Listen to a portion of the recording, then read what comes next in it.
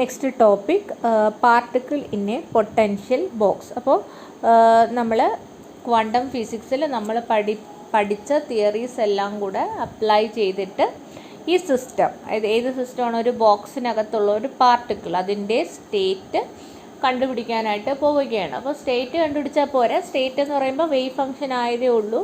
എന്നിട്ട് അതിൻ്റെ energy, പാർട്ടിക്കിളിന് permissible ആയിട്ടുള്ള എനർജി വാല്യൂസും കൂടെ കണ്ടുപിടിക്കണം. എന്നാൽ മാത്രമേ നമ്മുടെ പ്രോബ്ലം കംപ്ലീറ്റ് ആയിട്ട് സോൾവ് ആവുകയുള്ളൂ. അപ്പോൾ നമുക്ക് നോക്കാം.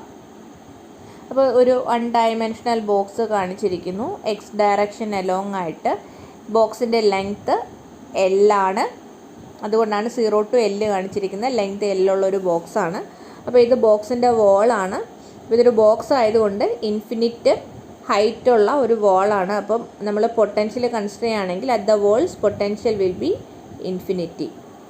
അകത്ത് ബോക്സാണ്, പൊട്ടൻഷ്യൽ ഇൻസൈഡ് 0 ആയിരിക്കും. അകത്താണെങ്കിൽ പാർട്ടിക്കിളിൽ ആക്ട് ചെയ്യുന്ന ഫോഴ്സ് എന്ന് പറയുന്നത് 0 ആയിരിക്കും. ഓക്കെ, വോൾസിലേക്ക് വരുമ്പോൾ ഇതിനെ എസ്കേപ്പ് ചെയ്യാൻ പറ്റില്ല. അപ്പോൾ അവിടുത്തെ പൊട്ടൻഷ്യൽ എന്തായിരിക്കും? ഇൻഫിനിറ്റി ആയിരിക്കും. Okay, so a particle of mass m is placed in a 1 dimensional potential box. Inside the box, when 0 less than x less than L, potential is 0, and outside the box, when x less than or equal to 0 and x greater than or equal to L, equal to ഉണ്ട്, x greater than or equal to L and x less than or equal to 0, potential is infinity. അപ്പോൾ നമുക്ക് പറയാം, the particle is confined in between the region x equal to 0 and x equal to L. അല്ലേ, particle ഇതിനകത്ത് നിൽക്കാനേ പറ്റുള്ളൂ. Infinite potential ഉള്ളത് കൊണ്ട് ഇതിന് പുറത്തേക്ക് പോകാനായിട്ട് പറ്റില്ല. അതിലൊരു ബോക്സിനകത്ത് ഒരു പാർട്ടിക്കിളിനെ വെച്ച് അതിനകത്തല്ലേ നിൽക്കാൻ പറ്റുള്ളൂ. ഇൻഫിനിറ്റ് പൊട്ടൻഷ്യൽ കൊണ്ട് ഉദ്ദേശിക്കുന്നത് box has walls of infinite height. അപ്പോൾ ഇൻഫിനിറ്റ് പൊട്ടൻഷ്യലാണ് വോൾസിലുള്ളത്, അതുകൊണ്ട് പാർട്ടിക്കിളിനെ എസ്കേപ്പ് ചെയ്യാനായിട്ട് പറ്റില്ല.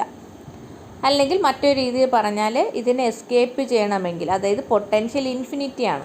അപ്പോൾ ഇതിൻ്റെ എനർജി എപ്പോഴും നമ്മൾ പാർട്ടിക്കിളിൻ്റെ എനർജി ഈ പൊട്ടൻഷ്യലിനേക്കാളും കൂടുതലായാൽ മാത്രമേ ആ പൊട്ടൻഷ്യലിനെ എസ്കേപ്പ് ചെയ്യാൻ പറ്റുള്ളൂ. അത് നിങ്ങൾക്ക് അറിഞ്ഞൂടെ? ഇങ്ങനെ ഒരു വോൾ ഉണ്ടെങ്കിൽ ഈ വോളിനേക്കാളും കൂടുതൽ എനർജി ഉണ്ടെങ്കിലല്ലേ ഇതിന് ഈ വോൾ കടന്നു മുകളിലൂടെ പോകണ്ടേ.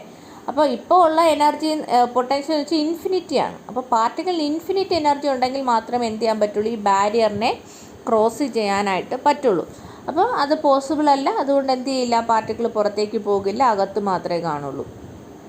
അപ്പോൾ പുറത്തുള്ള പാർട്ടിക്കിളിൽ പുറത്ത്, അല്ലെങ്കിൽ ഈ ബോക്സിന് പുറത്ത് പാർട്ടിക്കിളിനെ കാണാനുള്ള സാധ്യത 0 ആണ്. അതുകൊണ്ട് അതിൻ്റെ വേവ് ഫംഗ്ഷൻ 0 ആണ്. Okay, particle cannot exist outside the box. അപ്പോൾ നമ്മളിവിടുത്തെ പൊട്ടൻഷ്യലിൻ്റെ ഫോം എഴുതിയല്ലോ. പുറത്ത് ഇൻഫിനിറ്റിയും ബോക്സിന് ഉള്ളിൽ 0 ആണ്. അപ്പോൾ അതിന് ടൈം ഡിപ്പെൻഡൻസ് ഒന്നുമില്ല. അതുകൊണ്ട് നമുക്ക് എന്ത് ഇക്വേഷൻ ഉപയോഗിക്കാം? Time independent Schrödinger equation. അപ്പോൾ ഓർക്ക് നമ്മൾ എന്താ ചെയ്യാൻ പോകുന്നത്? ഇതിൻ്റെ സ്റ്റേറ്റ് കണ്ടുപിടിക്കുക, കണ്ടുപിടിക്കണം, അതിൻ്റെ എനർജി കണ്ടുപിടിക്കുക. ഈ 2 കാര്യങ്ങളാണ് നമ്മൾ ചെയ്യാൻ ഉദ്ദേശിക്കുന്നത്. അപ്പോൾ ഈ സ്റ്റേറ്റ് കണ്ടുപിടിക്കാൻ സാധാരണ നമ്മൾ ക്ലാസിക്കൽ മെക്കാനിക്സിൽ ഒരു പ്രോബ്ലം സോൾവ് ചെയ്യാമെന്ന് വെച്ചാൽ ഒരു പാർട്ടിക്കിളിൻ്റെ പൊസിഷനും വെലോസിറ്റിയും കണ്ടുപിടിക്കുക എന്നുള്ളതാണ്. അപ്പോൾ അത് കണ്ടുപിടിക്കാൻ വേണ്ടിയിട്ട് നമ്മൾ ന്യൂട്ടൺസ് ലോസ് ഉപയോഗിക്കും. അതേപോലെ ഇവിടെ ഒരു സ്റ്റേറ്റ് കണ്ടുപിടിക്കാമെന്ന് വെച്ചാൽ അതിൻ്റെ വേവ് ഫംഗ്ഷൻ കണ്ടുപിടിക്കുക എന്നുള്ളതാണ്. അപ്പോൾ അത് കണ്ടുപിടിക്കാനായിട്ട് ഷ്രോഡിഞ്ചർ ഇക്വേഷൻ ഉപയോഗിക്കും. ഓക്കെ, രണ്ടും ക്ലിയർ ആയിട്ട് അങ്ങോട്ടും ഇങ്ങോട്ടും എന്താണെന്ന് മനസ്സിലാക്കി പഠിക്കുക. അപ്പോൾ ഇവിടെ ഷ്രോഡിഞ്ചർ ഇക്വേഷൻ എഴുതുക. ടൈം ഇൻഡിപെൻഡൻറ്റ് മതി, കാരണം potential is time independent. Okay, അപ്പോൾ നമ്മുടെ ഇക്വേഷൻ നമുക്ക് എഴുതാം. ടൈം ഇൻഡിപെൻഡൻറ്റ് ഷ്രോഡിഞ്ചർ ഇക്വേഷൻ എഴുതി -h⁻² d² ψ/dx² plus b psi equal to e psi. ഇതിൽ ജസ്റ്റ് ഒരു റീഅറേഞ്ച്മെൻറ്റ് ചെയ്യുകയാണ്. എന്ത് ചെയ്യുന്നു? എല്ലാ ടേംസിനെയും 2m/h² കൊണ്ട് മൾട്ടിപ്ലൈ ചെയ്യുക. എന്താണ്? 2m/h² കൊണ്ട് മൾട്ടിപ്ലൈ ചെയ്യുക. അപ്പോൾ ഇതിൽ നിന്ന് ഈ ടേം പോകും. ഇപ്പുറത്ത് എന്തൊരു 2m/h² വരും. ഈ ടേമിൻ്റെ കൂടെയും 2m/h² വരും. എന്നിട്ട് എന്ത് ചെയ്യുന്നു? ഇതിനെ അപ്പുറത്ത് കൊണ്ടുപോകുന്നു. അപ്പോൾ അത് പ്ലസ് ആകും. ഇവിടെ ഒരു മൈനസ് ഉണ്ടായിരുന്നു, അപ്പുറത്ത് പോകുമ്പോൾ പ്ലസ് ആവും. അപ്പോൾ d² ψ/dx² പ്ലസ് 2m/h² ഈ ടേമിനെയും അപ്പുറത്ത് കൊണ്ടുപോകുന്നു. അപ്പം -v psi ആകും. Minus V psi equal to 0. ഇതിൽ h എന്ന് പറയുന്നത് h/2π ആണ്. അപ്പോൾ അതുകൂടെ സബ്സ്റ്റിറ്റ്യൂട്ട് ചെയ്താൽ എന്തായിട്ട് മാറും? ഇവിടെ 8πm/h² എന്നായിട്ട് മാറും. ഓക്കെ, അപ്പോൾ ആ ഇക്വേഷനാണ് ഇതാ ഇവിടെ എഴുതിയിരിക്കുന്നത്.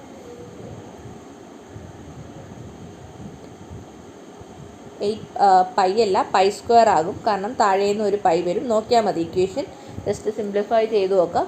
അപ്പോൾ നിങ്ങൾക്ക് കിട്ടുന്ന ടൈം ഇൻഡിപെൻഡൻറ്റ് ഷ്രോഡിൻജർ ഇക്വേഷൻ ഇങ്ങനെ ആയിരിക്കും. അപ്പോൾ ഇതിൽ നമുക്ക് ചെയ്യാനുള്ളത് സൈ കണ്ടുപിടിക്കുക എന്നുള്ളതാണ്.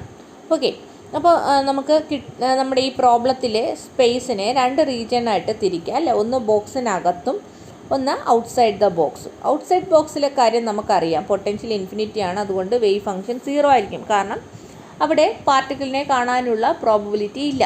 So psi is equal to 0. അപ്പം നമുക്ക് എവിടുത്തെ കാര്യം മാത്രം നോക്കിയാൽ മതി, ബോക്സിനകത്തുള്ള കാര്യം മാത്രം നോക്കിയാൽ മതി. അവിടെ പൊട്ടൻഷ്യൽ 0 ആണ്.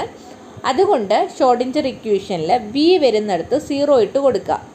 അപ്പോൾ ഏതാണ് ഈ ഇക്വേഷനകത്ത് ഈ ഭാഗം അങ്ങ് പോവും, വി 0 ആണ്. അപ്പോൾ ബാക്കി എന്ത് കിട്ടും? d² ψ/dx² plus 8π² me/h². Okay, അപ്പോൾ അതാണ് എഴുതിയിരിക്കുന്നത്. ഇനി ഈ ടേമിന് പകരം k² എന്ന് സബ്സ്റ്റിറ്റ്യൂട്ട് ചെയ്യുക. അപ്പോൾ എന്ത് കിട്ടും? d² ψ/dx² plus k² ψ equal to 0. എപ്പോഴും ഓർക്കുക, നമ്മുടെ ഉദ്ദേശം സൈ കണ്ടുപിടിക്കുക എന്നുള്ളതാണ്. അപ്പോൾ ഇങ്ങനെ ഒരു ഇക്വേഷൻ കിട്ടിക്കഴിഞ്ഞാൽ നമുക്കറിയാം, ഒരു സൈൻ ഫംഗ്ഷനോ കൊസൈൻ ഫംഗ്ഷനോ ആണെങ്കിൽ ഇത് സാറ്റിസ്ഫൈ ചെയ്യും. കാരണം എന്താ? ഞാനിപ്പോൾ സൈനാണ് എടുക്കുന്നതെന്ന് വിചാരിച്ചു. സൈനെ 2 പ്രാവശ്യം ഡിഫറൻഷ്യേറ്റ് ചെയ്താൽ എന്ത് കിട്ടും? മൈനസ് സൈൻ തിരിച്ച് കിട്ടും അല്ലേ. അതുപോലെ കോസിനെ 2 പ്രാവശ്യം ഡിഫറൻഷ്യേറ്റ് ചെയ്തു, എന്ത് കിട്ടും? മൈനസ് കോസ് തിരിച്ച് കിട്ടും. അപ്പോൾ എന്ത് കിട്ടും? സൈൻ ആയാലും കോസ് ആയാലും ഈ ഇക്വേഷൻ അത് സാറ്റിസ്ഫൈ ചെയ്യും. അപ്പം നമുക്കൊരു ജനറൽ സൊല്യൂഷനെ അസ്യൂം ചെയ്യാം. psi of x is equal to a sin kx plus b cos kx. കാരണം എന്താണ്? Both sine and cos satisfy, equation satisfy ചെയ്യുന്നു. ഇതിൽ എയും ബിയും കോൺസ്റ്റൻസ് ആണ് അല്ലേ. അപ്പോൾ എപ്പോഴും ഇൻ്റഗ്രേഷൻ ചെയ്യുമ്പോൾ നമ്മുടെ കയ്യിലിരിക്കുന്ന ഇക്വേഷൻ ഒരു സെക്കൻഡ് ഓർഡർ ഇക്വേഷനാണ്. സെക്കൻഡ് ഓർഡർ ഇക്വേഷനെ ഇൻ്റഗ്രേറ്റ് ചെയ്താൽ നമുക്ക് 2 കോൺസ്റ്റൻസ് ഓഫ് ഇൻ്റഗ്രേഷൻ കിട്ടും. അപ്പോൾ അതാണ് എയും ബിയും. ആ കോൺസ്റ്റൻറ്റ് ഓഫ് ഇൻ്റഗ്രേഷനെ നമുക്ക് എങ്ങനെയാണ് കിട്ടുക? From the boundary condition. Boundary കണ്ടീഷനിൽ നിന്നാണ് നമ്മൾ എയും ബിയും കണ്ടുപിടിക്കാൻ പോകുന്നത്. അപ്പോൾ നമ്മുടെ കയ്യിൽ ഇനി എന്ത് ബൗണ്ടറി കണ്ടീഷൻ ഉണ്ടെന്ന് നോക്കണം. ആരാ ബൗണ്ടറി? x = 0 ഒരു ബൗണ്ടറിയാണ്, x = L ഒരു ബൗണ്ടറിയാണ് അല്ലേ. വോൾ. അപ്പോൾ അവിടെ എന്താണ് പ്രത്യേകത? വേവ് ഫംഗ്ഷൻ 0 ആണ്. ഞാൻ പറഞ്ഞ കാര്യമാണ്, അവിടെ പൊട്ടൻഷ്യൽ ഇൻഫിനിറ്റി ആണ്. അതുകൊണ്ട് വേവ് ഫംഗ്ഷൻ അവിടെ 0 ആണ്. ഓക്കെ, വോളിൽ പാർട്ടിക്കിളിൻ്റെ പ്രോബബിലിറ്റി 0 ആണ്. അപ്പോൾ ഇതാണ് നമ്മുടെ ബൗണ്ടറി കണ്ടീഷൻ. ഇപ്പോൾ ഫസ്റ്റ് ബൗണ്ടറി കണ്ടീഷൻ നമ്മുടെ കയ്യിലിരിക്കുന്ന ഇക്വേഷനിലേക്ക് ഇട്ട് കൊടുക്കാം. അപ്പം ഇക്വേഷൻ ഏതാ? psi of x is equal to a sin kx plus b cos kx. ഇതാണ് നമ്മുടെ അസ്യൂംഡ് സൊല്യൂഷൻ. ഇതിലേക്ക് ഫസ്റ്റ് ബൗണ്ടറി കണ്ടീഷൻ x 0 ആകുമ്പോൾ psi 0 ആകുന്നു. അപ്പോൾ എന്താണ്? x 0 ആകുമ്പോൾ psi 0 ആകുന്നു. അപ്പോൾ ഇത് 0 ആയി. sin 0 is 0, cos 0 is 1. അപ്പോൾ എന്ത് കിട്ടും? ഇങ്ങനെ കിട്ടും. അപ്പോൾ ഇങ്ങനെ കിട്ടുമ്പോൾ തന്നെ നമുക്ക് മനസ്സിലായി b must be equal to 0. ബിയുടെ വാല്യൂ 0 ആണ്. ഓക്കെ, അപ്പോൾ ഇവിടെ നിന്ന് നമുക്ക് എന്ത് എഴുതാം? psi of x is a sin kx only. കാരണം b 0 ആയി, അപ്പോൾ കോസ് ടേം വേണ്ട. ഇനി രണ്ടാമത്തെ condition psi of x plus equal to a sin kx plus b cos kxൽ x എല്ലാക്കുക, അപ്പോഴും വേവ് ഫംഗ്ഷൻ 0 ആകണം. അപ്പോൾ 0 ആയി, വേവ് ഫംഗ്ഷൻ 0 ആയി. എക്സിനെ എല്ലാക്കുക, ഇവിടെ b 0 ആയതുകൊണ്ട് ഈ ടേം ഇല്ല, അപ്പോൾ അത് കൺസിഡർ ചെയ്യേണ്ട. ഇതിനകത്ത് എക്സിന് പകരം എന്ത് കൊടുക്കുക? L കൊടുക്കുക. അപ്പോൾ നമുക്ക് കിട്ടും a sin kl = 0 എന്ന് കിട്ടും. ഓക്കെ, a 0 ആക്കാൻ പറ്റില്ല, കാരണം എയും ബിയും 0 ആയിക്കഴിഞ്ഞാൽ psi 0 എന്നാണ്. അപ്പോൾ അങ്ങനെ വരാൻ പറ്റില്ലല്ലോ. എവിടെയെങ്കിലും ആ വേവ് ഫംഗ്ഷൻ ഉണ്ടാവണമല്ലോ. നോൺ 0 വാല്യൂ കിട്ടണ്ടേ? ബോക്സിൻ്റെ എവിടെയെങ്കിലും, ബോക്സിനുള്ളിൽ എവിടെയെങ്കിലും ആ പാർട്ടിക്കിളിനെ കാണണം. അപ്പോൾ psi 0 എന്നുള്ളത് ഒരു ട്രിവിയൽ സൊല്യൂഷനാണ്, അത് എടുക്കേണ്ട കാര്യമില്ല. അപ്പോൾ b 0 ആയി, കാരണം b 0 ആയാലേ നമ്മുടെ ഫസ്റ്റ് ബൗണ്ടറി കണ്ടീഷൻ ശരിയാവുള്ളൂ. അപ്പോൾ a എന്തായാലും 0 ആകാൻ പറ്റില്ല. അപ്പോൾ പിന്നെ ബാക്കി 0 ആകാൻ പറ്റുന്ന ആരാ? sin kl 0 ആകാം. അപ്പോൾ sin kl 0 ആകണമെങ്കിൽ kl-ൻ്റെ വാല്യൂ nπ ആയിരിക്കണം അല്ലേ. sin x 0 ആകണമെങ്കിൽ എക്സിന് എന്തൊക്കെ വാല്യൂ എടുക്കാം? 0 ആകാം, പൈ ആകാം, 2π ആകാം 3π ആകാം അല്ലേ, n പൈ ആകാം. അതായത് KL equal to n π where n can be 1, 2, 3 etcetera. അപ്പോൾ അവിടെ ഓർക്കുക 0 എടുക്കരുത്. 0 എടുത്തു കഴിഞ്ഞാൽ സൈൻ 0 ആയിപ്പോവും, അതിന് ഇതില്ല, പ്രസക്തിയില്ല. അപ്പോൾ കെയുടെ വാല്യൂ എന്ത് കിട്ടും, n π/L എന്ന് കിട്ടും. അപ്പോൾ നമ്മുടെ വേവ് ഫംഗ്ഷനാണ് നമ്മൾ കണ്ടുപിടിക്കേണ്ടിയിരുന്നത്. വേവ് ഫംഗ്ഷൻ്റെ assumed solution A sin kx plus B cos kx ആയിരുന്നു. അതിൽ B 0 ആണെന്ന് കണ്ടുപിടിച്ചു. അപ്പോൾ A sin kx എന്ന് എഴുതി. അതിൽ അടുത്ത ബൗണ്ടറി കണ്ടീഷൻ വെച്ച് കെയുടെ വാല്യൂ n π/L എന്ന് കൊടുത്തു. അപ്പോൾ A sin n πx/L എന്ന് നമുക്ക് കിട്ടി. വേറെ n is equal to 1, 2, 3 etcetera. അപ്പോൾ ഇവിടെ ശ്രദ്ധിക്കേണ്ട ഒരു കാര്യം, n0 പോസിബിൾ അല്ല. കാരണം n0 കൊടുത്താൽ എന്ത് പറ്റും, ഇതിൻ്റെ വാല്യൂ A sin n0 ആയിക്കഴിഞ്ഞാൽ A sin 0 ആയിപ്പോയി, 0 ആയി. അപ്പോൾ സൈയുടെ വാല്യൂ 0 ആയി. അപ്പോൾ പാർട്ടിക്കിളിനെ ബോക്സിനകത്ത് കാണാനുള്ള പ്രോബിലിറ്റിയാണ് സൈ, അത് 0 ആയി. അപ്പോൾ അങ്ങനെ വരാൻ പറ്റില്ലല്ലോ, കാരണം പാർട്ടിക്കിൾ അതിനകത്തുണ്ട് എന്ന് പറഞ്ഞിട്ടാണ് നമ്മൾ തുടങ്ങിയത്. അപ്പോൾ ഇങ്ങനെ ഒരു എന്താണ് സൊല്യൂഷൻ സൈ 0 എന്നൊരു സൊല്യൂഷൻ വന്നു കഴിഞ്ഞാൽ പാർട്ടിക്കിൾ അവിടെ ഇല്ല എന്നാണ്. ഓക്കെ, അപ്പോൾ അങ്ങനെ വരാൻ പറ്റില്ല. അപ്പോൾ 0 എന്തല്ല, പെർമിസിബിൾ അല്ല. ഇനി നമുക്ക് അടുത്ത് കണ്ടുപിടിക്കാനുള്ളത് എനർജിയാണ്. അപ്പോൾ നമുക്ക് എനർജി കണ്ടുപിടിക്കാൻ വേണ്ടിയിട്ട് നമ്മുടെ അറിയാവുന്ന കാര്യങ്ങൾ ഏതൊക്കെയാണെന്ന് നോക്കാം. കെ എന്ന് പറയുന്നത് ഇപ്പോൾ നമുക്ക് ബൗണ്ടറി കണ്ടീഷനിൽ നിന്ന് n π/L എന്ന് കിട്ടി.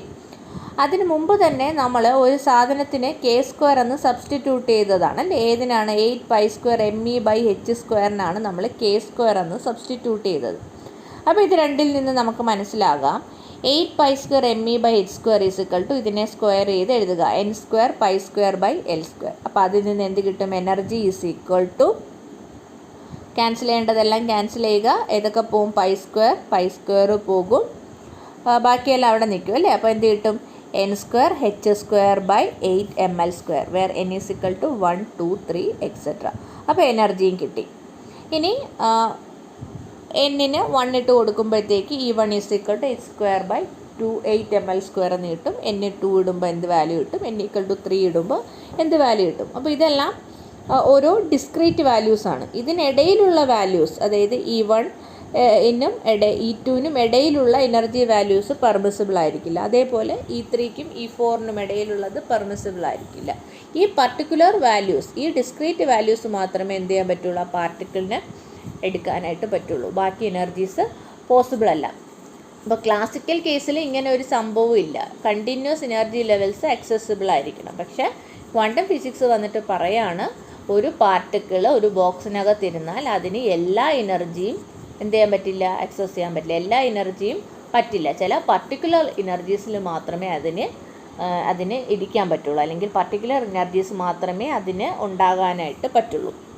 Okay, in A potential well particle can have only certain discrete energies. അപ്പോൾ ഈ ഡിസ്ക്രീറ്റ് എനർജീസിനെയാണ് എനർജി ഐഗൻ വാല്യൂസ് എന്ന് പറയുന്നത്. ഓക്കെ, നേരത്തെ നമ്മൾ ആ കൺസെപ്റ്റ് ഐഗൻ വാല്യൂ പറഞ്ഞതാണ്. അപ്പോൾ ഈ എനർജീസിനെയാണ് എന്ത് പറയുന്നത്, energy eigen values. Energy eigen വാല്യൂവിൻ്റെ ഇക്വേഷൻ എഴുതിയിട്ടുണ്ട്, n² h². അതായത് nth എനർജി ലെവലിൻ്റെ എനർജിയാണ് n² h²/8 ml². ഇനി ഐഗൻ ഫംഗ്ഷൻ എന്ന് വെച്ചാൽ sin nx ആണ്, A sin n πx/L. അപ്പോൾ n ഈക്വൽ ടു 1 ഇടുമ്പോൾ ഫസ്റ്റ് ലെവൽ കിട്ടും ψ1, n ഈക്വൽ ടു 2 ഇടുമ്പോൾ സെക്കൻഡ് ലെവൽ ψ2. അങ്ങനെ ഓരോ എനർജി ലെവൽസ് കിട്ടും, ഓരോ സ്റ്റേറ്റ് ആയിട്ട് കിട്ടും. ഇനി അപ്പോൾ ഇത് നോക്കുമ്പോൾ നമുക്കറിയാം, നമ്മൾ നേരത്തെ പറഞ്ഞ കാര്യമാണ്, എയും ബിയും കോൺസ്റ്റൻസ് ഓഫ് ഇൻ്റഗ്രേഷൻ ആണ്. ബിയുടെ വാല്യൂ 0 എന്ന് കിട്ടി. എ ഇപ്പോഴും അൺനോൺ ആയിട്ടിരിക്കുകയാണ്. അപ്പോൾ ഇതിനെ കൂടെ കണ്ടുപിടിച്ചാലേ നമ്മുടെ സൊല്യൂഷൻ പൂർണ്ണമാവുള്ളൂ. അപ്പോൾ അതിനെ എങ്ങനെ കണ്ടുപിടിക്കാം, അതിനെ കണ്ടുപിടിക്കാനുള്ള ഒരു വഴിയാണ് നോർമലൈസേഷൻ കണ്ടീഷൻ ഉപയോഗിക്കുക. അപ്പോൾ നോർമലൈസേഷൻ കണ്ടീഷൻ എന്താ പറയുന്നത്, ടോട്ടൽ പ്രോബബിലിറ്റി അല്ലേ, -∞ to ∞ ചെയ്യുമ്പോൾ ടോട്ടൽ പ്രോബബിലിറ്റി 1 ആകണം അല്ലേ. അത് ബേസിക്കലി നമുക്കറിയാവുന്നൊരു കാര്യമാണ്. ആ പാർട്ടിക്കിളിന് എവിടെയെങ്കിലും ഒരിടത്ത് കാണാൻ പറ്റണം. അപ്പോൾ ടോട്ടൽ പ്രോബബിലിറ്റി എന്ത് വരണം, 1 വരണം അല്ലേ. അതാണ് അതിൻ്റെ നോർമലൈസേഷൻ കണ്ടീഷൻ. അപ്പോൾ അത്തരത്തിൽ ഇതൊന്ന് കൊടുക്കാം. അപ്പോൾ എങ്ങനെ ചെയ്യും, -∞. അപ്പോൾ ഇത് 1 ഡയമെൻഷണൽ പ്രോബ്ലമാണ്.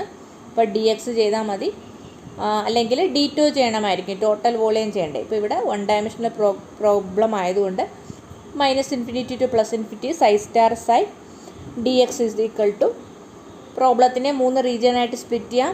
-∞ to 0, 0 to L, L to infinity. അപ്പോൾ ഇത് രണ്ടും ഔട്ട്സൈഡ് ദ ബോക്സ് ആണ്. ഔട്ട്സൈഡ് ദ ബോക്സ് പ്രോബിലിറ്റി 0 ആണ്. അത് അങ്ങനെ തന്നെ 0 ആയിപ്പോയി. അപ്പോൾ ഇത് മാത്രം കൺസിഡർ ചെയ്താൽ മതി. അപ്പോൾ ആ ടേം മാത്രം എടുത്ത് ഇൻ്റഗ്രേറ്റ് ചെയ്യാം. 0 to L, സൈ സ്റ്റാർ സൈക്ക് പകരം എന്തായിട്ട് മാറും? a² sin² nπx/L dx = 1 എന്ന് കിട്ടണം. ഓക്കെ, അപ്പോൾ ചെയ്യുക. sin² ഇൻ്റഗ്രേറ്റ് ചെയ്യുന്നത് 1 - cos 2 nπx/L/2. ഓരോ ടേമിനെയും സെപ്പറേറ്റ് ചെയ്ത് ഇൻ്റഗ്രേറ്റ് ചെയ്യാം. അപ്പോൾ ഫസ്റ്റ് ടേമിനെ ഇൻ്റഗ്രേറ്റ് ചെയ്യുമ്പോൾ a²/2 integral 0 to L dx. Second ടേമിനെ ഇൻ്റഗ്രേറ്റ് ചെയ്യുമ്പോൾ -a²/2 integral 0 to L cos 2 nπx/L dx. അപ്പോൾ ഇതിനെ ഇൻ്റഗ്രേറ്റ് ചെയ്യുമ്പോൾ കോസിൻ്റെ ഇൻ്റഗ്രൽ സൈൻ ആണ്. സൈൻ വാല്യൂ ഇങ്ങനെ കിട്ടും. പിന്നെ ലിമിറ്റ് 0 to L കൊടുക്കുക. അപ്പോൾ 0 to L കൊടുക്കുമ്പോൾ സൈൻ L ലിമിറ്റ് കൊടുക്കുമ്പോൾ sin 2nπL/L എന്ന് വരും. അപ്പോൾ sin 2nπ എന്ന് കിട്ടും. അത് 0 ആണ്. 0 ലിമിറ്റ് കൊടുക്കുമ്പോൾ sin 0 0 ആണ്. അപ്പോൾ ഇതിൻ്റെ ടോട്ടൽ കോൺട്രിബ്യൂഷൻ 0 ആയിരിക്കും. അപ്പോൾ ഏത് മാത്രം കൺസിഡർ ചെയ്താൽ മതി? ഇത് മാത്രം കൺസിഡർ ചെയ്താൽ മതി. So a²/2 integral 0 to L dxൻ്റെ വാല്യൂ എന്ത് കിട്ടും? L എന്ന് കിട്ടും അല്ലേ? കാരണം x ആണ് ലിമിറ്റ് 0 L. അപ്പോൾ L - 0 എന്ത് കിട്ടും? L എന്ന് കിട്ടും. സെക്കൻഡ് ടേം 0 ആയി =1 എന്ന് കിട്ടണം. അപ്പോൾ നമ്മുടെ എയുടെ വാല്യൂ എന്തെന്ന് കിട്ടും? √, അതായത് a²/2 L = 1 implies L is equal to a is equal to √2/L. അപ്പോൾ അത് നമ്മുടെ വേവ് ഇക്വേഷനിലേക്ക് കൊടുക്കുക. അല്ല, വേവ് ഫംഗ്ഷനിലേക്ക് കൊടുക്കുക. അപ്പോൾ നമുക്ക് √2/L sin nπx/L എന്ന് കിട്ടും. ഓക്കെ, അപ്പോൾ ഇതാണ് നമ്മുടെ വേവ് ഫംഗ്ഷൻ. n = 1 കൊടുക്കുമ്പോൾ ഫസ്റ്റ് സ്റ്റേറ്റ് കിട്ടും. n = 2 കൊടുക്കുമ്പോൾ സെക്കൻഡ് സ്റ്റേറ്റ്. അപ്പോൾ ψ1 corresponds to the energy E1 അല്ലേ, first energy level. ψ2 corresponds to the energy E2. ψ3 corresponds to energy E3. അപ്പോൾ ചില ഡിസ്ക്രീറ്റ് സ്റ്റേറ്റിൽ മാത്രമേ അതിന് ഇരിക്കാൻ പറ്റുള്ളൂ. അതായത് ഓരോന്നിനും ഓരോ ഡിസ്ക്രീറ്റ് എനർജീസ് ഉണ്ടായിരിക്കും. സാധാരണ ഒരു ക്ലാസിക്കൽ പാർട്ടിക്കിളാണ് നമ്മളിപ്പം കൺസിഡർ ചെയ്യുന്നതെങ്കിൽ, ഒരു ബോക്സിനകത്ത് ഒരു പാർട്ടിക്കിൾ ഉണ്ടെന്ന് വെച്ചാൽ അതിനെ എവിടെയും കാണാനുള്ള സാധ്യതയുണ്ട് അല്ലേ? അതിനെ എവിടെ കാണാനുള്ള സാധ്യതയും ഒരുപോലെ ആയിരിക്കും. എവിടെ വേണമെങ്കിലും അതിനെ കാണാം. പക്ഷേ ക്വാണ്ടം മെക്കാനിക്സിൽ പറയുന്നത് ഇത്തരം ഒരു പാർട്ടിക്കിൾ, ഒരു ബോക്സിനകത്ത് ഒരു പാർട്ടിക്കിൾ ഉണ്ടെങ്കിൽ അതിൽ ചില ഡിസ്ക്രീറ്റ് എനർജി വാല്യൂസ് നമ്മൾ പറഞ്ഞല്ലോ. അപ്പോൾ E1, E2, E3. അപ്പോൾ E1ന് കറസ്പോണ്ടിങ് സ്റ്റേറ്റ് ആണ് ψ1. അപ്പോൾ ψ1ലിരിക്കുന്ന പാർട്ടിക്കിളിനെ കാണാനുള്ള കാണാനുള്ള സാധ്യത ഇതാണ് മാർക്ക് ചെയ്തിരിക്കുന്നത്. ψ ആണ് മാർക്ക് ചെയ്തിരിക്കുന്നത്. അപ്പോൾ അതിൻ്റെ പ്രോബബിലിറ്റി എന്ന് പറയുന്നത് ഇത്തരത്തിലായിരിക്കും. ഓക്കെ, ψ² ഇത്തരത്തിലായിരിക്കും.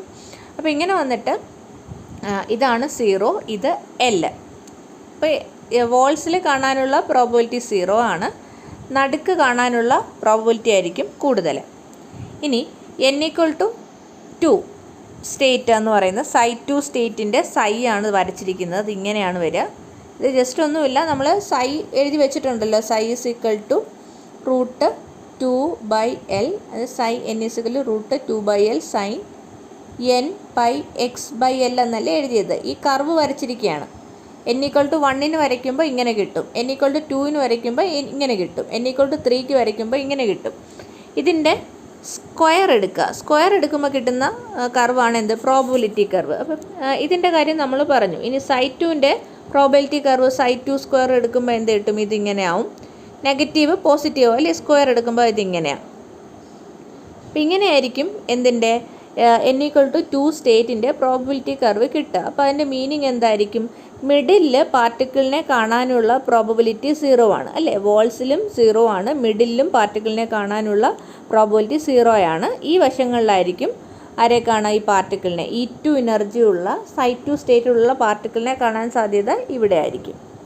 ഇനി n = 3 ഇട്ട് കൊടുക്കുക, ഈക്വേഷനിൽ ഇട്ട് കൊടുക്കുക. അപ്പോൾ നമ്മുടെ വേവ് ഫംഗ്ഷൻ ഇങ്ങനെയാണ് കിട്ടുക. സ്ക്വയർ ചെയ്യുക, ഇങ്ങനെ കിട്ടും. നെഗറ്റീവ് പോർഷനും പോസിറ്റീവ് പോർഷനിലേക്ക് പോവുക അല്ലേ? സ്ക്വയർ എടുക്കുമ്പോൾ ഇതും കുറച്ചുകൂടെ വലുതാവും. അപ്പോൾ ഇതിൻ്റെ പ്രോബബിലിറ്റി എങ്ങനെയാണ്? മിഡിലിൽ കാണാനുള്ള സാധ്യതയുണ്ട്. ഇത്തരത്തിൽ നമുക്ക് പാർട്ടിക്കിളിൻ്റെ സ്വഭാവം മനസ്സിലാക്കാം. അപ്പോൾ നമ്മൾ പാർട്ടിക്കിളിനെ കാണാനുള്ള പ്രോബബിലിറ്റി പറഞ്ഞു. അടുത്തതായിട്ട് പറയുന്നത് ഇതിൻ്റെ എനർജിയെ കുറിച്ചിട്ടാണ്. അപ്പോൾ തന്നെ നമുക്കറിയാം എനർജി ക്വാണ്ടൈസേഷൻ ഉണ്ട് അല്ലേ. എനർജി എല്ലാ വാല്യൂസും പറ്റില്ല, only certain discrete values are allowed. അല്ലെങ്കിൽ നമ്മൾ പറയും energy of the particle is quantised എന്ന് നമ്മൾ പറയും. പിന്നെ ഒരു ടേം നിങ്ങൾ മനസ്സിലാക്കിയിരിക്കേണ്ടത് 0 പോയിൻ്റ് എനർജി എന്നാണ്. അപ്പോൾ സാധാരണ നമ്മൾ മിനിമം എനർജി എന്ന് വിചാരിക്കും അല്ലേ. മിനിമം എനർജി എന്ന് കേൾക്കുമ്പോൾ നമ്മൾ വിചാരിക്കുക 0 എനർജി ആയിരിക്കും അല്ലേ. ക്ലാസിക്കൽ പാർട്ടിക്കിളിന് 0 എനർജി പോസിബിൾ ആണ്. എനർജി ഇല്ലാത്ത അവസ്ഥ 0 ആണ് എനർജി. പക്ഷേ ക്വാണ്ടം പാർട്ടിക്കിളിന് അത്തരത്തിലൊരു 0 എനർജി സ്റ്റേറ്റ് പോസിബിൾ അല്ല. ഇതിൻ്റെ മിനിമം എനർജി എന്ന് പറയുന്നത് 0 അല്ല. അപ്പോൾ അത് നമുക്ക് എവിടെ നിന്നാണ് കിട്ടുക? നമ്മളിപ്പോൾ തന്നെ നമ്മൾ പല ലെവൽസ് പഠിച്ചു അല്ലേ. അപ്പോൾ അതിൽ n=1 ആയിരിക്കണം മിനിമം എനർജി ഉള്ള ലെവൽ. അപ്പോൾ E1 എന്ന് പറയുന്നത് h²/8 ml² ആണ്. അത് 0 അല്ല. So minimum energy is always there അല്ലേ. ഒരു മിനിമം എനർജി ഉണ്ട്. 0 അല്ലാത്ത ഒരു എനർജി, അതിനെയാണ് എന്ത് വിളിക്കുന്നത്? 0 പോയിൻ്റ് എനർജി എന്ന് വിളിക്കുന്നത്. അപ്പോൾ പാർട്ടിക്കിൾ ഇൻ എ ബോക്സിൻ്റെ കേസിൽ 0 പോയിൻ്റ് എനർജി എന്ന് പറയുന്നത് h²/8 ml² ആയിരിക്കും. ഇതേപോലെ ഓരോ സിസ്റ്റത്തിനും ഓരോ വാല്യൂ ഉണ്ടായിരിക്കും. 0 പോയിൻ്റ് എനർജിക്ക് ഓരോ വാല്യൂ ഉണ്ടായിരിക്കും. ഇനി അപ്പോൾ നമ്മൾ 1 ഡയമെൻഷണൽ ബോക്സിൻ്റെ കാര്യമാണ് നമ്മൾ പറഞ്ഞത്. ഇനി നമുക്ക് 3 ഡയമെൻഷണൽ പൊട്ടൻഷ്യൽ ബോക്സിൻ്റെ കാര്യം മനസ്സിലാക്കണം അല്ലേ. അപ്പം 0 to L വരുന്നതിന് പകരം ഇങ്ങനെയല്ലേ നമ്മൾ 1 ഡയമെൻഷൻ കൺസിഡർ ചെയ്തത്. ഇതിന് പകരം ഒരു ക്യൂബാണ് എന്തിൽ വരിക? 3 ഡയമെൻഷനിൽ വരിക. എക്സും 0 to L വേരി ചെയ്യാം, y 0 to L, സെഡും 0 to L വരെ വരിക. ഓക്കെ, അത്തരത്തിൽ. അപ്പോൾ ഒരു ക്യൂബാണ്. അതിൻ്റെ സൈഡ് എന്ന് പറയുന്നത് എന്തായിരിക്കും? L ആയിരിക്കും. അപ്പോൾ അതിനെയാണ് ഒരു 3 ഡയമെൻഷണൽ പൊട്ടൻഷ്യൽ ബോക്സ് എന്ന് പറയുന്നത്. അപ്പോൾ അവിടെയും നമുക്ക് ഷ്രോഡിഞ്ചർ ഇക്വേഷൻ എഴുതാം. ഇതും എന്ത് തന്നെയാണ്? Potential function of x only, ടൈമിൻ്റെ ഫങ്ഷൻ അല്ല. അതുകൊണ്ട് നമുക്ക് ടൈം ഇൻഡിപെൻഡൻറ്റ് ഷ്രോഡിഞ്ചർ ഇക്വേഷൻ തന്നെ എഴുതാം. 3 ഡയമെൻഷണൽ ഇക്വേഷൻ വേണം. അപ്പോൾ ∇² psi plus 8π² m/h² e minus v psi = 0. അപ്പോൾ ഇത് ∇² psiയുടെ എക്സ്പാൻഷനാണ്. ഇത് നിങ്ങൾ S2 S1 പഠിക്കുന്നുണ്ട്. ∇² = ∂² പ്ലസ് ∂² പ്ലസ് ∂² നിങ്ങളവിടെ പഠിച്ചതാണ്. അപ്പോൾ അതാണ് ഇവിടെ ഉപയോഗിച്ചിരിക്കുന്നത്. 3 dimensional equation, time independent Schrodinger ഇക്വേഷനാണ് എഴുതിയിരിക്കുന്നത്. അപ്പോൾ ഇതിനകത്തും നമുക്കറിയാം ഇൻസൈഡ് ദ ബോക്സ് പൊട്ടൻഷ്യൽ എന്താണ്? 0 ആണ്. അപ്പോൾ നമ്മൾ നമ്മുടെ പ്രോബ്ലത്തിനെ 2 റീജിയണായിട്ട് കൺസിഡർ ചെയ്യാം. Inside the box and outside the box. Outside the box potential infinity ആണ്, അതുകൊണ്ട് സൈ 0 ആണ്. Inside the box potentially 0. അപ്പോൾ നമ്മളത് ഇവിടെ കൊടുത്തു. ഇൻസൈഡ് ദ ബോക്സ് ആണ് നമ്മൾ ചെയ്യാൻ പോകുന്നത്. So inside the box potential 0 ആണ്. അപ്പോൾ അത് ഇതിൽ സബ്സ്റ്റിറ്റ്യൂട്ട് ചെയ്താൽ നമുക്ക് കിട്ടും ∂² psi/∂x² plus ∂² psi/∂y² plus ∂² psi/∂z² plus 8π² me/h² psi = 0. എങ്ങനെയാണ് കിട്ടിയത്? പൊട്ടൻഷ്യൽ 0 എന്ന് സബ്സ്റ്റിറ്റ്യൂട്ട് ചെയ്തിട്ടാണ് ഇത് കിട്ടിയിരിക്കുന്നത്. ഓക്കെ, ഇനി നമ്മൾ അടുത്ത എന്താ ചെയ്യുക? നേരത്തെ നമ്മൾ k² എന്ന് സബ്സ്റ്റിറ്റ്യൂട്ട് ചെയ്തിട്ടാണ് ബാക്കി ചെയ്തത് അല്ലേ. 8π² me/h² k² എന്ന് സബ്സ്റ്റിറ്റ്യൂട്ട് ചെയ്തിട്ടാണ് നമ്മൾ 1 ഡയമെൻഷണൽ കേസിൽ ചെയ്തത്. അവിടെ എന്നിട്ടൊരു സൊല്യൂഷൻ അസ്യൂം ചെയ്തു.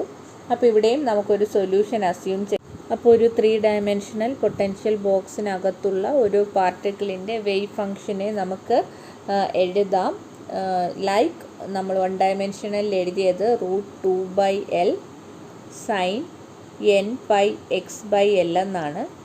അപ്പോൾ ഇത് എക്സ് ഡയറക്ഷനിൽ മാത്രമാണ്. ഇതേപോലെ വൈ ഡയറക്ഷനിൽ നമുക്ക് √2/L sin nπy/L എന്ന് എഴുതാം. സെഡ് ഡയറക്ഷനിലുള്ളതിനെ √2/L sin nπz/L എന്ന് എഴുതാം. ഇപ്പോൾ സാധാരണ ഇപ്പോൾ ഈ XYZ എന്ന് പറയുന്നത് മ്യൂച്വലി ഇൻഡിപെൻഡൻ്റ് ആയിട്ടുള്ള അല്ലെങ്കിൽ മ്യൂച്വലി പെർപെൻഡിക്കുലർ ആയിട്ടുള്ള ഡയറക്ഷൻസ് ആണ് അല്ലേ.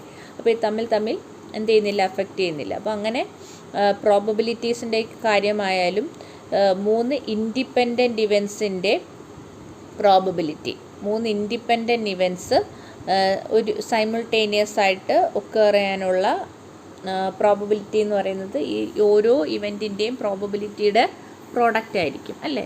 ഇപ്പോൾ 3 ഇവൻ്റ് ഉണ്ട്, എ എന്നൊരു ഇവൻറ്റ്, ബി എന്ന് സി. അപ്പോൾ ഇത് മൂന്നും ഒരുമിച്ച് നടക്കാനുള്ള സാധ്യത, ഇത് മൂന്നും ഇൻഡിപെൻഡൻ്റ് ആണ്, ഇത് മൂന്നും ഒരുമിച്ച് നടക്കാനുള്ള സാധ്യത A into B into C. അതേ രീതിയിൽ എക്സും വൈയും സെഡും അല്ലേ, ആ 3 ഡയറക്ഷനിലും ഒരു പർട്ടിക്കുലർ സ്റ്റേറ്റ് ഇതിലായിരിക്കാനുള്ള പ്രോബബിലിറ്റി അല്ല ഇവിടെ പറയുന്നത്. ഇതിൻ്റെ വേവ് ഫംഗ്ഷൻ എന്ന് പറയുന്നത് ഇതിൻ്റെ പ്രോഡക്റ്റ് ആയിട്ടായിരിക്കും വരുന്നത്. √2/L into √2/L into √2/L sine nx/x/L into sine ny/y/L into sine nz/z/L. അപ്പോൾ ഇത്തരത്തിൽ നമുക്ക് വേവ് ഫംഗ്ഷനെ എഴുതാം. നമ്മൾ ജസ്റ്റ് 1 ഡയമെൻഷനിൽ എഴുതിയതിൽ നിന്നും ഇത് കിട്ടിയിരിക്കുന്നു എന്നേ ഉള്ളൂ, നമ്മൾ പുതിയതായിട്ട് കണ്ടുപിടിച്ചതല്ല. അതേപോലെ ഇവിടെ എഴുതിയിരിക്കുന്നു. നമുക്കറിയാം 3 ഇൻഡിപെൻഡൻറ്റ് ഇവൻസിൻ്റെ പ്രോബബിലിറ്റി സൈമിൾട്ടേനിയസ് ആയിട്ട് ഒക്കർ ചെയ്യുമ്പം 3 ഒക്കർ ചെയ്യണമെങ്കിലുള്ള പ്രോബബിലിറ്റി എന്ന് പറയുന്നത് ഈ ഓരോ ഇൻഡിവിജ്വൽ ഇവൻറ്റിൻ്റെ പ്രോബബിലിറ്റിയുടെ എല്ലാത്തിൻ്റെയും കൂടെ പ്രോഡക്റ്റ് ആയിരിക്കും. അപ്പോൾ അത് വെച്ചിട്ടാണ് നമ്മളിത് എഴുതിയിരിക്കുന്നത്. കാരണം wave function is related to probability എന്ന് നമുക്കറിയാം. ഡയറക്റ്റ് പ്രോബബിലിറ്റി അല്ല, ഇതിൻ്റെ സ്ക്വയറേ പ്രോബബിലിറ്റി ആവുന്നുള്ളൂ എങ്കിലും ആ രീതിയിൽ റിലേഷൻ വന്നാലേ കറക്റ്റായിട്ട് കിട്ടുള്ളൂ. അതുകൊണ്ടാണ് അങ്ങനെ എടുത്തിരിക്കുന്നത്. ഇനി ഇതേപോലെ നമുക്ക് എനർജി എഴുതാം. En എന്ന് പറയുന്നത് h²/8ml² nx² plus ny² plus nz². അപ്പോൾ ഇത് ഇങ്ങനെ കിട്ടും. ഒരു സിംഗിൾ പാർട്ടിക്കിൾ ഒരു 1 ഡയമെൻഷണൽ പാർട്ടിക്കിൾ ആണെങ്കിൽ ഇട്ട് n² h²/8ml² ആണ്. ഇവിടെ എന്നിന് പകരം nx വരാം, ny ഉണ്ട്, nz ഉണ്ട്, 3 ഡയറക്ഷൻ ഉണ്ട്. അപ്പോൾ 3 ഡയറക്ഷനിലുമുള്ളതും നമ്മൾ കൺസിഡർ ചെയ്യണം. അപ്പോൾ എന്ത് കിട്ടും? ഇങ്ങനെ കിട്ടും.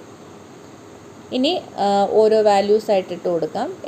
nxന് 1 2 3 വാല്യൂസ് പോസിബിൾ ആണ്, nyക്കും അതേപോലെ 1 2 3 അങ്ങനെ ഓരോന്നിനും പോസിബിൾ ആണ്. അങ്ങനെയെങ്കിൽ 0 point energy, minimum energy 3 dimensional ബോക്സിലെ ഒരു പാർട്ടിക്കിളിന് എടുക്കാവുന്ന മിനിമം എനർജി എന്ന് പറയുന്നത് എത്രയായിരിക്കും? ഈ ഓരോ എന്നിനും 1 കൊടുക്കുമ്പോഴായിരിക്കും. അപ്പോൾ nxനും nyക്കും nzനും 1 കൊടുത്താൽ നമുക്ക് കിട്ടുക E1 = 3h²/8ml². ഇതാണ് മിനിമം എനർജി. ഇനി അടുത്ത പഠിക്കേണ്ട ഒരു കാര്യം എന്ന് വെച്ചാൽ ഡീജനറസിയാണ്. അപ്പോൾ ഡീജനറസി വെച്ചാൽ ഒരേ എനർജിയുള്ള ഡിഫറെൻറ്റ് ലെവൽസ്. ഇപ്പോൾ തന്നെ നമ്മൾ ഹൈഡ്രജൻ ആറ്റം ഒന്ന് കൺസിഡർ ചെയ്യാം. ഹൈഡ്രജൻ ആറ്റത്തിനകത്ത് ഫസ്റ്റ് ഷെല്ല് എസ് ഓർബിറ്റിൽ മാത്രമേ ഉള്ളൂ. സെക്കൻഡ് ഷെല്ലിലാണെങ്കിലോ എസും പിയും ഉണ്ടല്ലേ. ഈ ലെവൽസ് എല്ലാം, ഈ പി ലെവൽസ് എല്ലാം, പിയിൽ തന്നെ നിങ്ങൾക്കറിയാം 3 എണ്ണം ഉണ്ടല്ലേ. പിയിൽ 6 ഇലക്ട്രോൺ ഫില്ല് ചെയ്യും, 3 ലെവൽസ് ഉണ്ട്. അപ്പോൾ ഈ 3 ലെവൽസും ഒരേ എനർജി ആയിരിക്കും. അപ്പോൾ ഇങ്ങനെ ഒരേ എനർജി വരുന്ന സ്റ്റേറ്റുകളെയാണ് എന്തെന്ന് പറയുന്നത്? ഡീജനറേറ്റ് സ്റ്റേറ്റ്സ് എന്ന് നമ്മൾ പറയുന്നത്. അപ്പോൾ ഈ 3 ഡയമെൻഷണൽ പൊട്ടൻഷ്യൽ ബോക്സിൻ്റെ കേസിൽ അത്തരത്തിൽ ഡീജനറേറ്റ് സ്റ്റേറ്റ്സ് വരുന്നുണ്ടോ എന്ന് നമുക്ക് നോക്കാം. അപ്പോൾ ഒരു സ്റ്റേറ്റിനെ തീരുമാനിക്കുന്നത് ഇതിൻ്റെ nx, ny, nz വാല്യൂസാണ് ഒരു സ്റ്റേറ്റിനെ തീരുമാനിക്കുന്നത്. അപ്പോൾ ഇത് മാറിക്കഴിഞ്ഞാൽ, ഇതിലേതെങ്കിലും ഒരു വാല്യൂ മാറിക്കഴിഞ്ഞാൽ വേറൊരു സ്റ്റേറ്റായി. ഓക്കെ, അപ്പോൾ സ്റ്റേറ്റ് മാറും. പക്ഷേ ഇതിൻ്റെ എല്ലാം കൂടെ some nx² plus ny² plus nz², ഇതാണ് അതിൻ്റെ എനർജിയെ തീരുമാനിക്കുന്നത് അല്ലേ. അപ്പോൾ ഇത് ഇതിൻ്റെ സമ്മ് ചേഞ്ച് ചെയ്യുന്നില്ല എങ്കിൽ എനർജി സെയിം ആയിട്ട് നിൽക്കും അല്ലേ. അപ്പോൾ nx, ny, nz ഇതിൽ ഏതെങ്കിലും ഒരു വാല്യൂ മാറി എന്ന് വിചാരിക്കുക, എന്നാലും ഇതിൻ്റെ സ്ക്വയറുകളുടെ സമ്മ് മാറാതെ നിൽക്കുകയാണെങ്കിൽ എനർജി സെയിം ആയിരിക്കും. അപ്പോൾ ആ 2 സ്റ്റേറ്റും എന്തായിരിക്കും? ഡീജനറേറ്റ് ആയിരിക്കും. അപ്പോൾ അതാണ് നമുക്ക് ഡീജനറസിയിൽ പറയാനുള്ളത്. ഓക്കെ, അപ്പോൾ അതിന് ഉദാഹരണം കാണിച്ചു തരാം. നമ്മൾ ക്യൂബിക്കൽ ബോക്സിൻ്റെ കാര്യം തന്നെ എടുക്കുകയാണ്. 3 ഡയമെൻഷണൽ ക്യൂബിക്കൽ ബോക്സിൽ പാർട്ടിക്കിളിൻ്റെ എനർജി നമ്മൾ En = h²/8ml² into nx² plus ny² plus nz² എന്നാണ് എഴുതിയത് അല്ലേ. അപ്പോൾ ഇതാണ് അതിൻ്റെ എനർജി. അപ്പോൾ ഇത്രയും പോർഷനെ ഞാൻ E1 എന്ന് വിളിക്കുന്നു എന്ന് വിചാരിക്കുക. Okay, take E1 = h²/8ml². അങ്ങനെയെങ്കിൽ En nth എനർജി ലെവൽ എന്ന് പറയുന്നത് എങ്ങനെ എഴുതാം? E1 times nx² plus ny² plus nz² അല്ലേ? ആ രീതിയിൽ എഴുതാം. നമുക്ക് ഇതിനെ E1 എന്ന് വിളിക്കാം. നമുക്കറിയാം ഈ 3 ഡയമെൻഷണൽ ബോക്സിൻ്റെ കേസിൽ 0 പോയിൻ്റ് എനർജി എന്ന് പറയുന്നത് എന്താണ്? 3E1 ആണ് അല്ലേ? n=1 ആകുമ്പോൾ n=1 അല്ല, nx=1, ny=1, nz=1. അതാണ് ഏറ്റവും ലോവസ്റ്റ് എനർജി പോസിബിൾ. അപ്പോൾ അതിൻ്റെ എനർജി എത്ര കിട്ടും? 3E1 എന്നാണ് കിട്ടുക. Where E1 is h²/8 ml². അപ്പോൾ അത് ഒരു കോമ്പിനേഷൻ അല്ല പോസിബിൾ ഉള്ളൂ. അപ്പോൾ ഡീജനറസി ഈസ് 1. ഒരൊറ്റ സ്റ്റേറ്റിനെ ആ എനർജി കാണാൻ പറ്റുള്ളൂ. അടുത്തത് 1, 1, 2. നെക്സ്റ്റ് എനർജി എന്ന് പറയുന്നത് 1, 1, 2 ആകാം, അല്ലെങ്കിൽ 1, 2, 1 ആകാം. അതായത് ഇവിടെ nx1, ny2, 1, nz2, അല്ലെങ്കിൽ nx1, ny2, nz1, nx2, ny1, nz1. ഈ രീതിയിൽ 3 കോമ്പിനേഷൻസ് പോസിബിൾ ആണ്.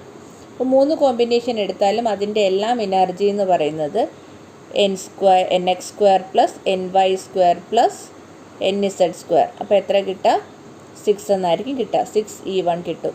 അപ്പോൾ ഒരേ എനർജിയാണ് ഈ 3 കോമ്പിനേഷനും കിട്ടുന്നത്. അപ്പോൾ 3 സ്റ്റേറ്റ്, ഏതൊക്കെ സ്റ്റേറ്റാണ്? 1, 1, 2 വരുന്ന സ്റ്റേറ്റും 1, 2, 1 വരുന്ന സ്റ്റേറ്റും 2, 1, 1 വരുന്ന സ്റ്റേറ്റിനും സെയിം എനർജിയാണ്. അതേ രീതിയിൽ ഇതാണ്ട് ഇപ്പം 1, 1, 3, 1, 3, 1, 3, 1, 1 ഈ സ്റ്റേറ്റ്. അപ്പോൾ ഇതിനകത്തും എന്താണ് വരുന്നത്? ഇതിൻ്റെ ടോട്ടൽ എനർജി എന്ന് പറയുന്നത് 11E1 ആണ്. 3 പോസിബിൾ കോമ്പിനേഷൻസ് ഉണ്ട്. So degeneracy is 3. അപ്പോൾ ഇത്തരത്തിൽ എത്ര ലെവൽസിന് സെയിം എനർജി വരുന്നു, എത്ര ലെവൽസിന് സെയിം എനർജി വരുന്നു, അതാണ് അതിൻ്റെ ഡീജനറസി. ഓക്കെ, ഇപ്പോൾ ഈ രീതിയിൽ ഡീജനറസി മനസ്സിലാക്കുക. ഇപ്പോൾ 0 പോയിൻ്റ് എനർജി ഉണ്ട്, ഡീജനറസി ഉണ്ട്. ഇപ്പോൾ 2 കാര്യങ്ങളും എന്താണെന്ന് കൃത്യമായിട്ട് മനസ്സിലാക്കുക. ഇതിൽ നോൺ ഡീജനറേറ്റ് എന്ന് ഉദ്ദേശിക്കുന്നതെന്ന് വെച്ചാൽ ഒരു എനർജിയുള്ള ഒരു ലെവൽ മാത്രമേ ഉള്ളൂ. അങ്ങനെയാണെങ്കിൽ ആ ലെവലിനെ വിളിക്കും നോൺ ഡീജനറേറ്റ്. അപ്പോൾ ഈ ക്യൂബിക്കൽ ബോക്സിൻ്റെ കേസിൽ ആരൊക്കെയായിരിക്കും നോൺ ഡീജനറേറ്റ് ആയിട്ടുള്ളത്? nx=1, ny=1, nz=1. അപ്പോൾ 1, 1, 1 ആ സ്റ്റേറ്റ് ഡീജനറേറ്റ് ആണ്. ഈ ഒരു പർട്ടിക്കുലർ സ്റ്റേറ്റിന് മാത്രമേ എന്തുള്ളൂ? ആ എനർജി 3E1 എന്ന എനർജി ഉള്ളൂ. അതേപോലെ 2, 2, 2, 3, 3, 3, അതായത് 3 ക്വാണ്ടം നമ്പേഴ്സും സെയിം ആയിട്ട് നിൽക്കുകയാണെങ്കിൽ ആ ലെവൽ എങ്ങനെയായിരിക്കും? നോൺ ഡീജനറേറ്റ് ആയിരിക്കും.